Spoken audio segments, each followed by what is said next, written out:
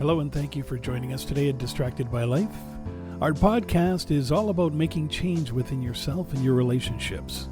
We share conversations, stories, and explore ideas coming from our lifelong journey of the high points and especially the low points where we learn to face our fears or cope with pain, loss, and failure. We do this in a discovery quest to establish patterns around our past and understanding whether we are tripping up from our past or being held hostage by it. We work on identifying ways to move forward, aligning our core values, and unlocking the keys to self-awareness, self-acceptance, self-compassion, and letting go of what is not serving you positively in life. A better you is always there, ready to explore in a new world. So let's begin. Welcome to our series on radical self-care. You're listening to the first of 5 topics. This series is meant to help you to refocus on your own self-care at work. Today, we'll be talking about meeting survival. Joining us is Amal, who will help us explore each of the topics in this series. Hi, Amal, and welcome. Hi, Dan. Glad to be here. And I think this series is going to be really a good, a favorite one for myself specifically, because I have lots to share on that topic in regard to practicing radical self-care in the workplace. And I'm going to say in the past few years, since the pandemic, the reality is this: people are no longer want to waste time in inefficiently and unproductively, basically. If I can get time back in my day, everybody would love that. Like, you know, when I think about the executive I support and people I work with, everyone talks about productivity and everyone talks about efficiency, and let's not waste so much time deep down, you know, getting into the weeds and so on and so forth. It's nice, right? You hear this conversation, people are saying it to each other, it comes up in meetings, they're telling each other, you know, how we should work in a productive manner, how we conduct business, how we conduct the meetings, what we need and we don't need, and they complain about so much emails and all that stuff. So in reality, there are so many ways and different strategies that you can use to see and to see which one that actually applies to the situation and which one that works for you and for your working style and how you manage your day. From an executive assistant perspective, been doing this for now over 10 years, having worked for so many different diverse leaders, plus with training as well, and in that area, I can safely say that there are times where we spend a lot of our time, or the way we manage the day, I find people just spinning, using their time not wisely, adding people to the mix or inviting people when they know they don't need to be there, unnecessary. So the series is gonna cover a whole bunch of different topics and categories, and I hope that you find it beneficial to you. So we're going to start with the question of how to stop sitting in meetings that zap your physical, emotional, and psychological well-being. There are a lot of articles, research, and blogs on the topic, on this question, that you will find out there. But we're going to start with, let's say, step 1. You really got to ask yourself if the meeting needs to happen. Could it be an email? The important takeaway here is that it's not about just let's have a meeting, whether it's in person or virtually in itself, that causes the fatigue, but the frustration of not having our time truly valued and used effectively. And that's why you want to think when you are thinking about meetings, you really got to think about the fact that, are you having a meeting because you want to be heard? You want to feel important? What are your reasons for and intentions behind having the meetings? The other step is that make sure that the people you're inviting are all the people who need to be there. No more, no less. I have seen that in my case, I would send an invite, only have specific people in the invite, and the next thing I know, the invite is being forwarded to everyone and their brother. So it kind of feels like, what did I miss here? I thought this is supposed to be a very specific, smaller group of people. Now it's being expanded. You don't have the context. There is no agenda. So you don't understand why these people are being involved in the meeting. In an office setting, actually, there can be tendency to over-invite an entire department or leave someone out who needs to be there. Both end up wasting time. And I've seen that happens a lot. The other third step that I would say is that once a meeting is set, have a clear agenda. I know this is simple and everybody's supposed to know this, but it doesn't always happen. Have a clear agenda and stick to the timeline. For larger meetings, it can be good idea to appoint one person to lead the discussion and another to monitor it and move things along if they are actually stalling or getting sidetracked. Also, there are some tips that I'm about to share with you that I think would be around how to schedule a meeting with purpose. So here are some of the things that I know of that I could tell you that works really well.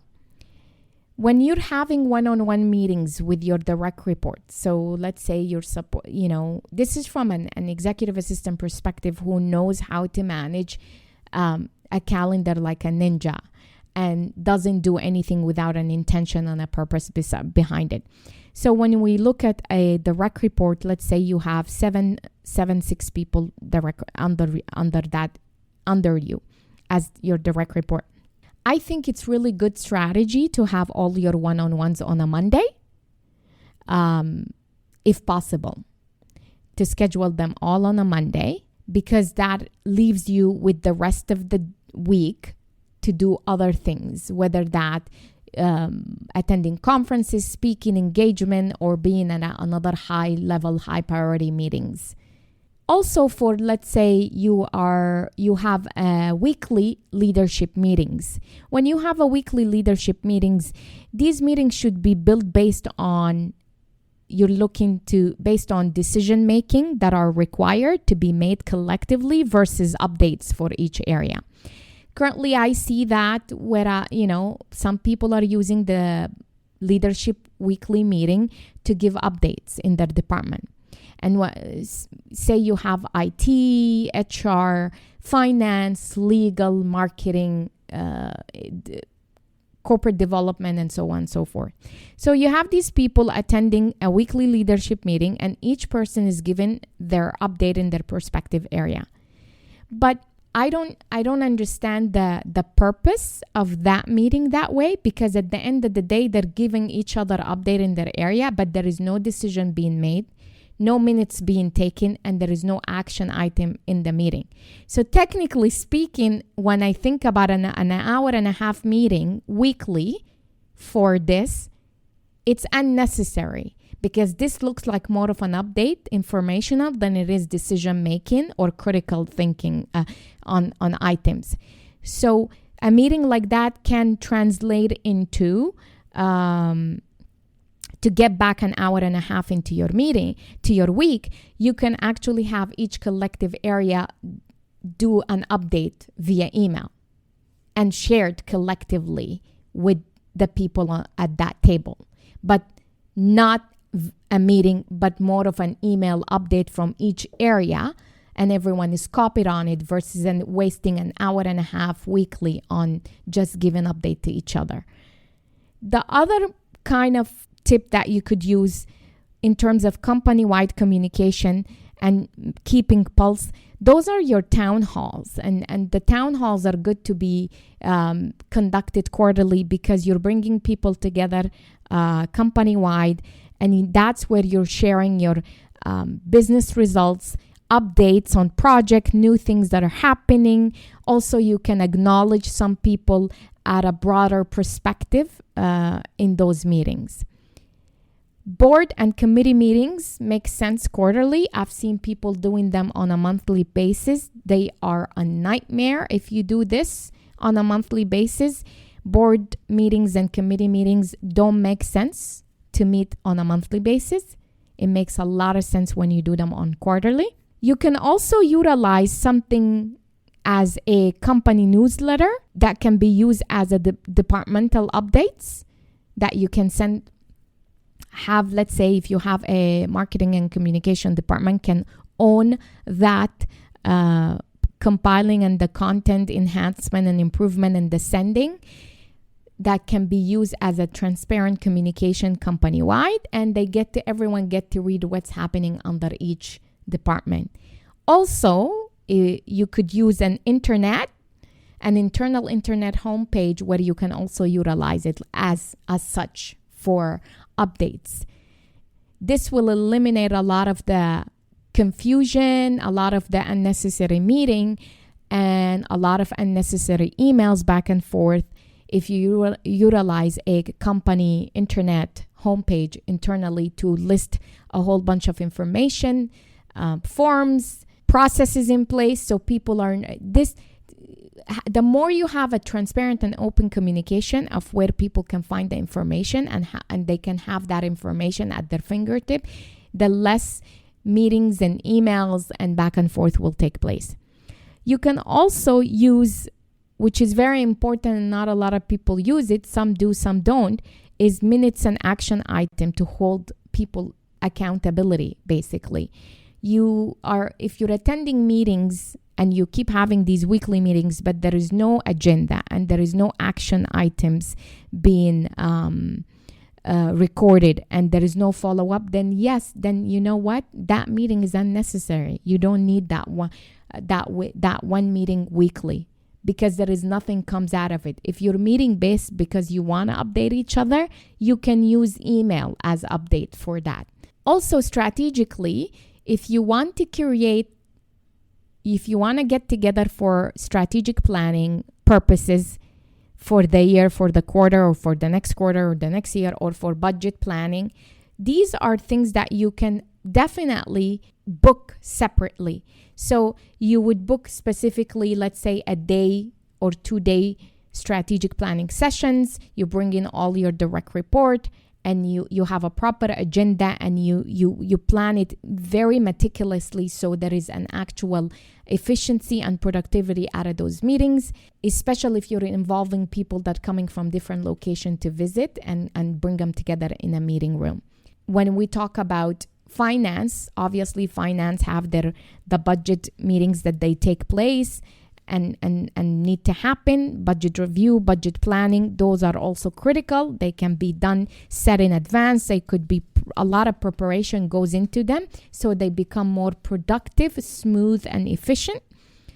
We talk about there is also an ad hoc meetings. Those are actually good for if you need you can treat them as if you're looking for a quick turnaround for decision and unexpected challenges kind of popped up and you looking to solve some of these challenges, or a special announcement that's need to take place. So those are your ad hoc meetings, and that's how they should be treated. This is for now is what I have in terms of strategy planning, in terms of strategically plan for meetings. And I hope you found some of these ideas helpful. There is always different ways of thinking about why you need the meeting, who should be in the meeting, should we have an actions item follow-up after the meeting, and so on and so forth. So there are so many different type of meetings that can take place, but you don't want to fill your full week with just meetings back to back.